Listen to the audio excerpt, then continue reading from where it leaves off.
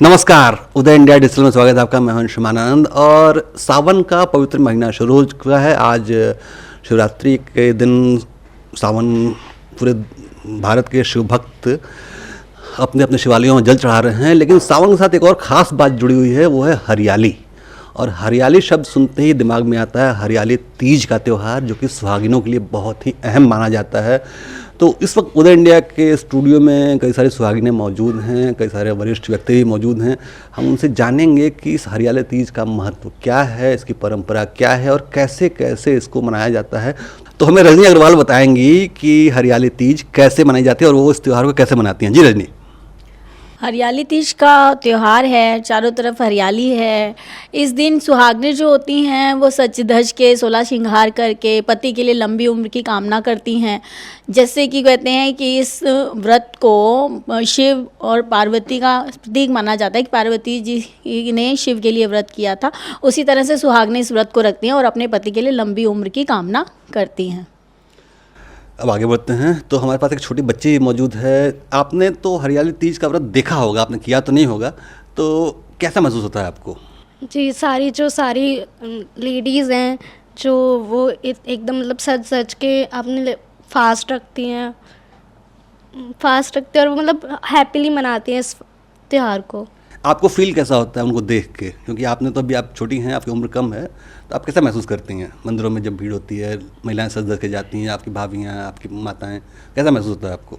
Exciting वो सारी, क्योंकि बहुत ज़्यादा सुंदर लगते हैं, एकदम बिल्कुल अच्छी लगती है सारी, तो देख के अच्छा लगता है मेरे को। तो आपको लगता है कि आप भी कभी ऐसे ही मंदिर में जाएंगी शादी के बाद?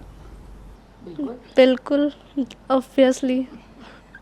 बहुत बढ़िया। तो हम अगली देवी की ओर आगे बढ़ते हैं, अगली सुहागन की तरफ।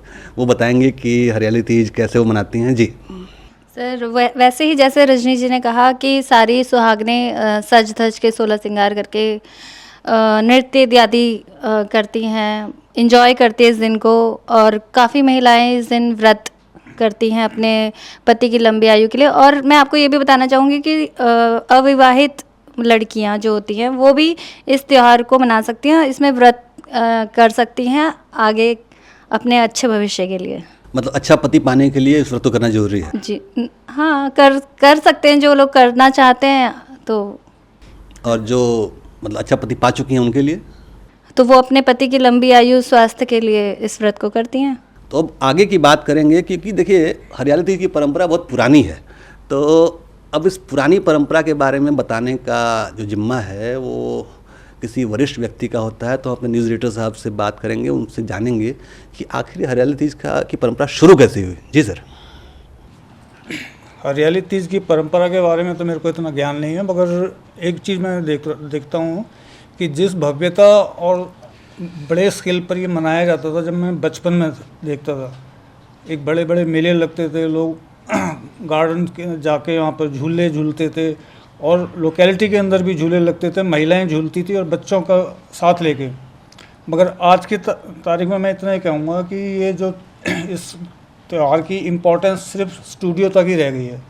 तो मैं चाहूँगा कि इस स्टूडियो की वीडियो से लोगों को जो है लेसन मिले कि इस त्यौहार की हमें अपनी पारंपरिक उसको बनाए रखना चाहिए।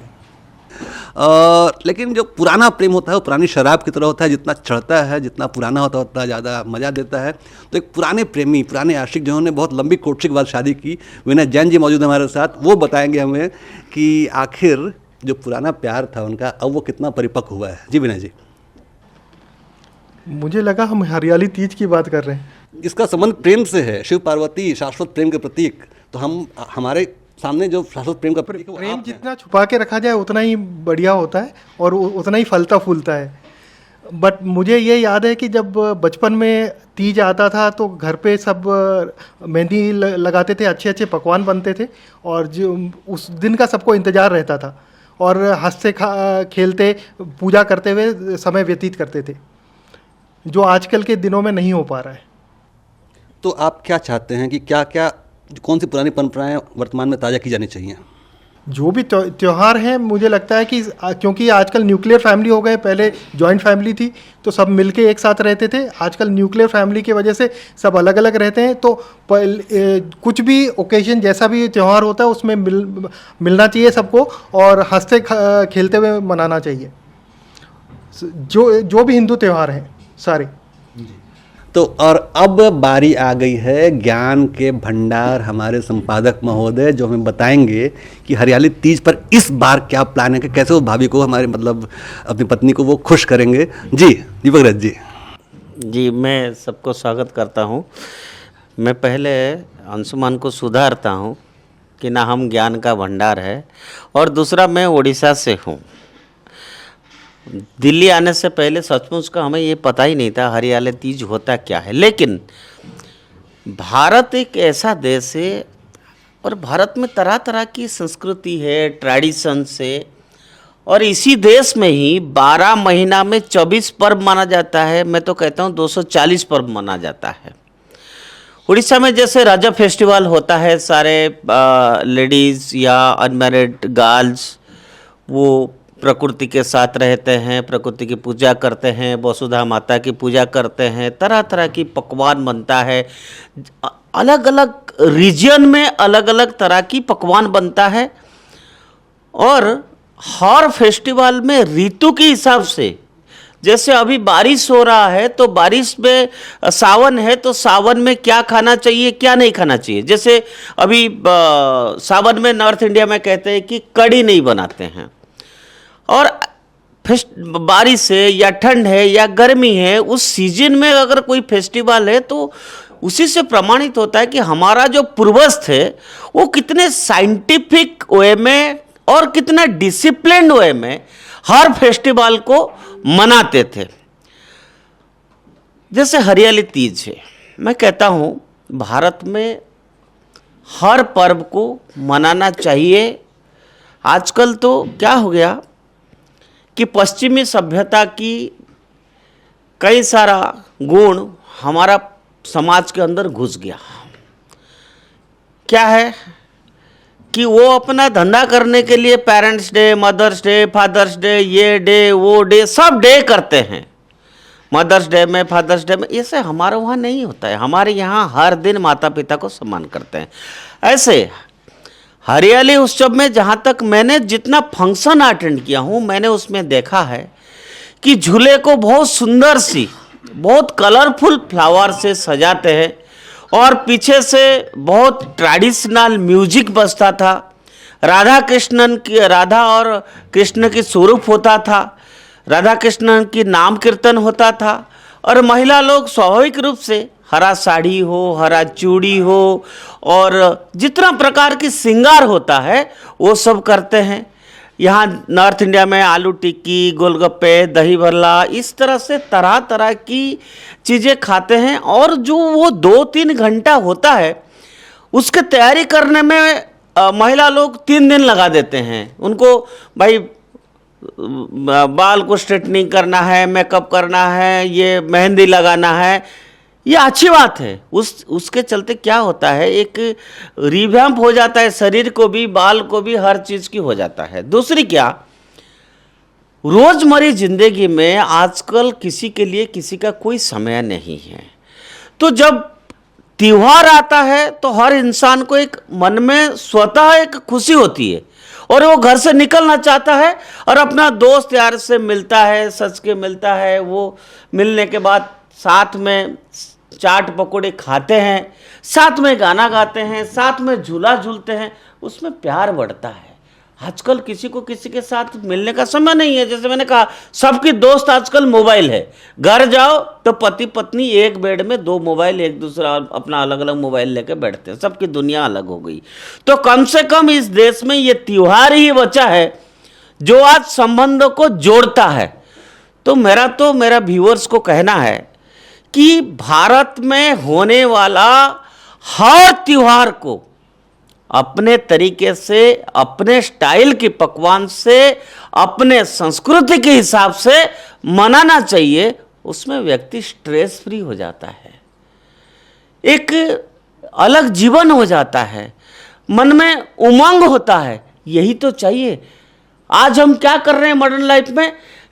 आदमी गोली खा के बाथरूम जाना, गोली खा के बेड में जाना, नींद नहीं आता है, बीपी बढ़ जाता है, छोटे छोटे बच्चों को शुगर हो जाता है। वो इसलिए होता है क्योंकि हमारा लिए हमारा भारतीय समाज जैसे बनी है, जैसे हमारा पर्व हुआ है, जैसे हमारा त्योहार हुआ है, हम उसको दिल से मनाना चाहिए, ढंग से मनाना चाहिए।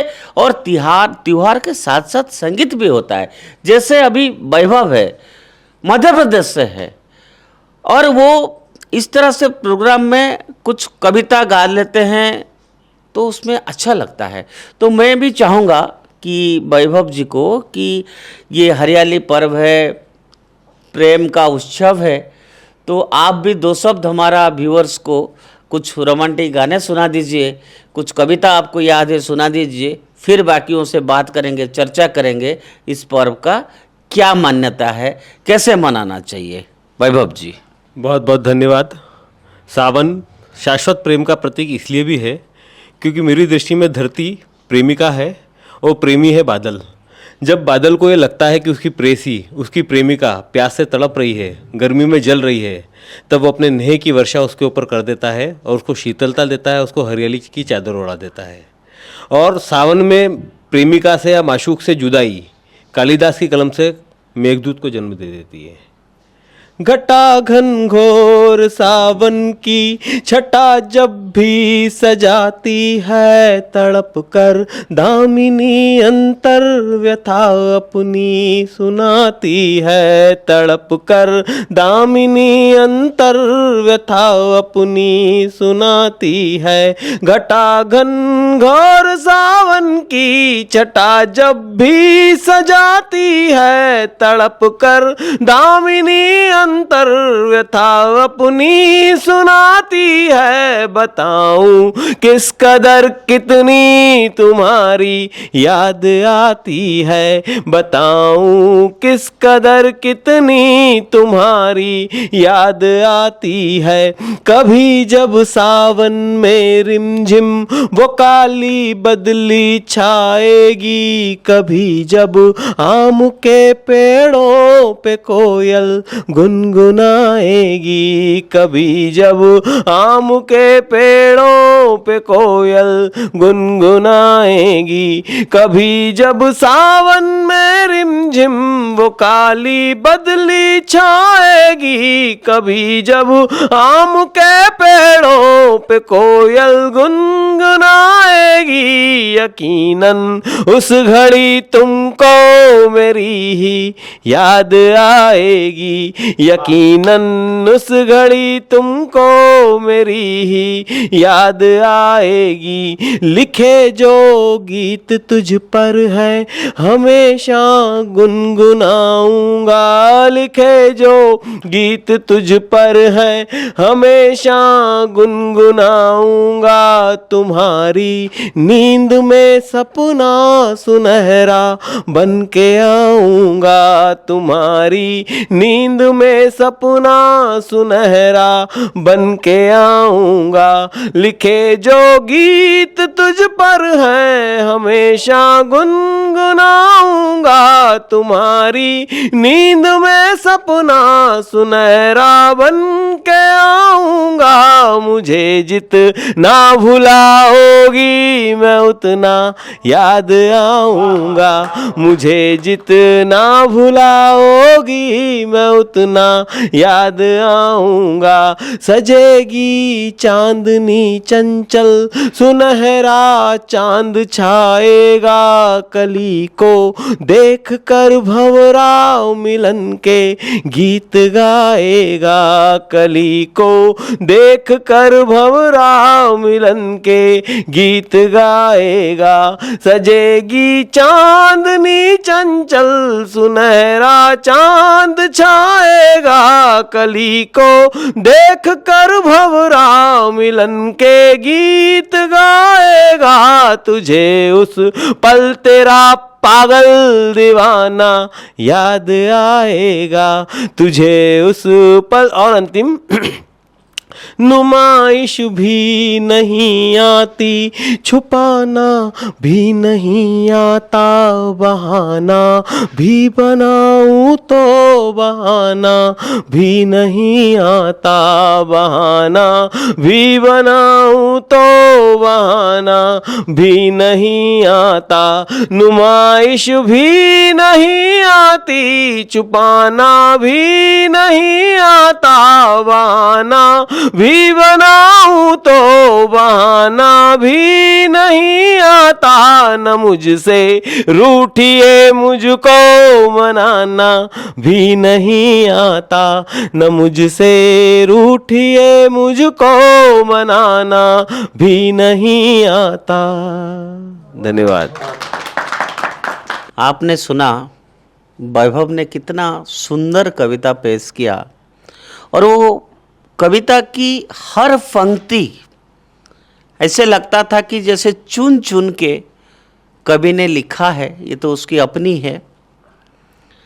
और इस कविता में उन्होंने ये कहा कि ये जो प्यार है हमारे यहाँ वो डिवाइन है, एक तरफ से मानते हैं, और उसको आज की जनरेशन की तरह, आज की जनरेशन एक्स मानो जिस तरह से दिखावा कर रहा है, चाहे रास्ते में, चाहे मार्केट में, चाहे पार्क में, वो भारतीय परंपरा का प्रतीक कतई नहीं है। जैसे विनय जैन जी ने कहा कि प्यार जितना छुपता है इतना अच्छा है, लेकिन मेरा विनय के लिए एक सवाल है कि हम हर त्यौहार को मानते हैं, लेकिन कहीं ना कहीं आपको नहीं लगता है कि आज की जनरेशन उसके दूर हो गया है, और जिस तरह से अंधे दौड़ आज की जनरेशन कर रहा है, उसके समाज को क्या विपरीत उसका होगा, क्या विपरीत फल मिलता भी है उसको, और सचमुच कैसे होना चाहिए, कैसे यंग जनरेशन को ये त्यौहार से जोड़ना चाहिए। विनय। देखिए, इसमें आज ये बात सच है कि बच्चे आज त्यौहार से दूर होते जा रहे हैं। इसमें कुछ ना कुछ रोल तो माँ बाप का है। हम अपने बच्चों को उस तरह से एजुकेट ही नहीं कर पा रहे जिस तरह से हमें हमारे माँ बाप ने सिखाया। तो ये हर माँ बाप का दायित्व है, हर माता पिता का दायित्व है कि अपने बच्चों को संस्कार के बारे में, संस्कृति के बारे में बताएं और उसको उनको सिखाएं कि इस परंपरा को क्यों मनाना चाहिए। और अगर हम एज पेरेंट्स ये करते हैं तो मेरे को लगता है कि हम अपने बच्चों को संस्कृति से जोड़ के रख सकते हैं, और उससे फिर वो सब मिलकर एक साथ त्यौहार मना सकते हैं। तो इसीलिए बहुत ज़रूरी है कि बच्चों को हर त्यौहार का सिग्निफिकेंस बताना कि क्यों ये ज़रूरी है और इसका क्या महत्व है और इसको हम क्यों मनाते हैं। अगर हम इतना अपने बच्चों को बता सकें तो मुझे लगता है कि सारे परिवार इकट्ठा होकर एक साथ ये त्यौहार मनाएंगे और हंसी खुशी रहेंगे। बिल्कुल। अशोक जी बताएंगे, उत्तर प्रदेश से है आप। जब आप 15 साल पहले ये त्यौहार का क्या स्वरूप होता था और आज किस तरह से वो टर्न हुआ है on the advent of new technology और कल्चर को लेके, आपका क्या अनुभव है? तब कैसे माना जाता था, आज कैसे हो रहा है? मैं डिवाइन प्यार के बारे में इतनी सी एक छोटी चीज़ बताना चाहता हूँ कि हमारे बच्चे इससे कितनी दूर हो चुके हैं। अभी एक फिल्म आई है सायरा सराया करके, सैयारा, उसका जो रिव्यू है सोशल मीडिया पे इतना फैला हुआ है कि वहाँ पर एक फिल्म जो कि कोरियन फिल्म की बी कॉपी है और उसमें एक इमोशनल सीन देख के लोग, बच्चे जो हैं बेहोश हो रहे हैं, फिट्स आ रहे हैं, रो रहे हैं। तो सच्चे डिवाइन प्यार को तो उन्होंने देखा ही नहीं है। देखा है, बिल्कुल।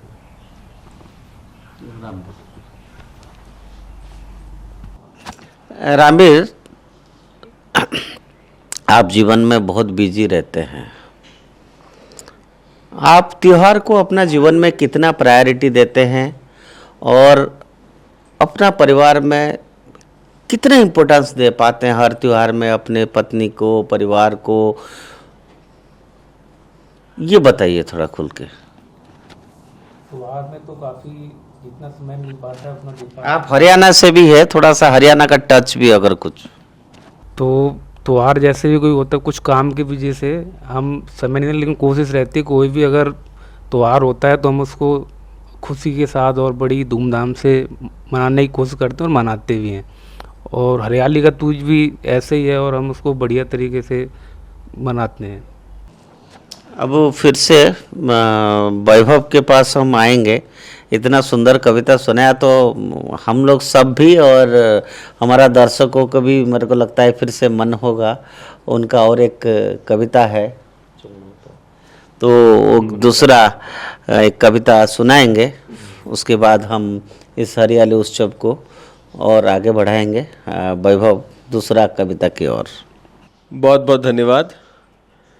मेरी सूनी बाहें बोल रही आलिंगन का संसार मिले, मेरी सूनी बाहें बोल रही आलिंगन का संसार मिले, तेरे अंग अंग को सिहरन दे उस चुम्बन का अधिकार मिले, तेरे अंग अंग को सिहरन दे उस चुम्बन का अधिकार मिले। जब भी शब्दों से मैं खेलूं तेरा वर्णन हो जाता है, रंगों के संग संग तुलिका लूं चित्रण तेरा हो जाता है। कच्ची मिट्टी सा जीवन है, तेरे हाथों से आकार मिले, तेरे अंग अंग को सिहरन दे उस चुंबन का अधिकार मिले, तेरे अंग अंग को सिहरन दे उस चुंबन का अधिकार मिले। मेरे भावों की गगरी खाली तुम छंदों का सावन लाना, जब तन्हा मन बौराएगा तुम सिमटी बाहों में आना। अनगिन खत लिख कर भेज दिए उनका उत्तर एक बार मिले, अनगिन खत लिख कर भेज दिए उनका उत्तर एक बार मिले, तेरे अंग अंग को सिहरन दे उस चुंबन का अधिकार मिले, तेरे अंग अंग को सिहरन दे उस चुंबन का अधिकार मिले। तुम बाल कवि की पनिहारिन, तुम बच्चन की मधुशाला हो, दिनकर की हो तुम रश्मि रथी, महादेवी पंत निराला हो, मंदिर की मूरत तुम पावन, मुझे दर्शन का अधिकार मिले, तेरे अंग अंग को सिहरन दे उस चुंबन का अधिकार मिले, तेरे अंग अंग को सिहरन दे उस चुंबन का अधिकार मिले। धन्यवाद। तो वैभव की शानदार जो कविता थी प्रेम पर, मैं उम्मीद करता हूँ कि दर्शकों को ये बहुत पसंद आई होगी। तो मैं चाहूँगा कि एक बार भरपूर तालियों से इस कविता का सम्मान किया जाए, क्योंकि एक कवि के लिए सबसे बड़ी चीज़ जो होती है वो है तारीफ, प्रशंसा। वैसे हम लोग हरियाली तीज की बात कर रहे थे, तो हरियाली तीज मुख्य तौर पे दिल्ली पंजाब के इलाकों में मनाई जाती है, लेकिन काशी क्षेत्र जो भगवान विश्वनाथ का अपना स्वयं का क्षेत्र है, उस काशी क्षेत्र में हरतालिका तीज की परंपरा है, चूँकि भादों की अष्टमी तिथि को मनाई जाती है। बिल्कुल ऐसा ही त्यौहार है, ऐसी परंपराएं हैं, लेकिन उस हरतालिका तीज के बारे में हम बताएंगे सात्विक उपाध्याय जी। सात्विक जी, मैं बता दूं कि वो हरितालिका तीज, जैसा कि आपने बताया कि भादव की अष्टमी तिथि के दिन मनाई जाती है, उस दिन भी शंकर पार्वती जी की पूजा की जाती है। उस दिन भी जो सुहागन महिलाएं होती हैं वो 24 घंटे का निराजल व्रत रखती हैं, धूमधाम से सुबह के समय और शाम के समय दोनों समय ही पूजा पाठ करती हैं। वो एक झांकी की तरह अपने घर में एक सजावट करती हैं, पूजा उस दौरान करती हैं, अलग अलग प्रकार की गीत जो है वहाँ पे गाई जाती हैं। साथ ही साथ महिलाओं का जो एक कहते हैं गोष्ठी बैठती है, गोष्ठी बैठने के बाद वहाँ पे महिलाएं जो हैं अलग अलग कहानियाँ कहती हैं, जिस हिसाब से मान्यता होती है उस गोष्ठी में वो कहानियाँ कहती हैं। फिर अलग अलग प्रकार की जो है गाना गाए जाती हैं वहाँ पे। फिर अगले दिन जो है भोर में फिर से उन सभी महिलाओं का एक जलाशय के पास में जो है गोष्ठी होती है, वहाँ पे भोर में वो अपने व्रत के पारण से पहले कहानियाँ कहती हैं। कहानी कहने के बाद उस जलाशय में अपने पति की लंबी आयु के लिए या फिर जो कुंवारी कन्याएं अपने मनचाहे वर के लिए व्रत रखती हैं, वो उस व्रत को खोलने के लिए उसमें जल में जलाशय में गुड़ और चने को जो है वो पारित करती हैं, अर्जित करती हैं। फिर उसके बाद वो अपना व्रत खोलती हैं।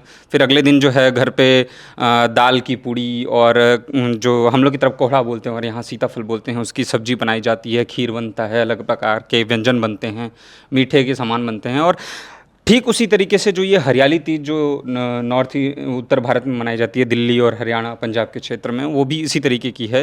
वहाँ पे भी जो है महिलाएं जो हैं जो सुहागन औरतें होती हैं वो अपने पति की लंबी आयु के लिए, और जो कुंवारी कन्याएं हैं वो अपने मनचाहे वर के लिए व्रत रखती हैं। सुबह जो महिलाएं होती हैं वो सूर्यदेव को जल अर्पित करती हैं।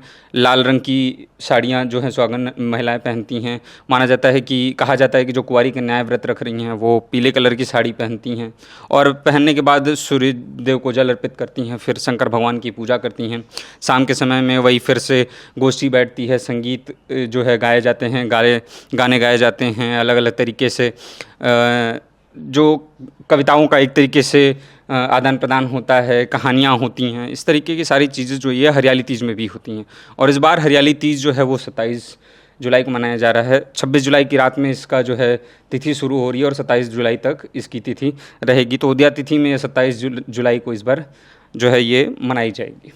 तो साथियों ने जैसा बताया कि उदया तिथि यानी जिस तिथि में सूर्य उदय होता है वही तिथि मान्य मानी जाती है शास्त्रों के मुताबिक, भारतीय परंपराओं के मुताबिक।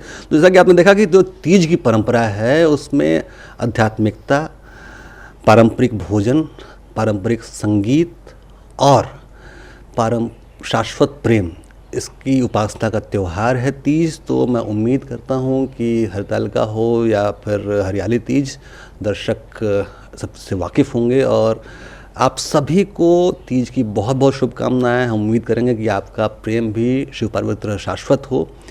उदय इंडिया से जुड़े रहने के लिए बहुत बहुत धन्यवाद।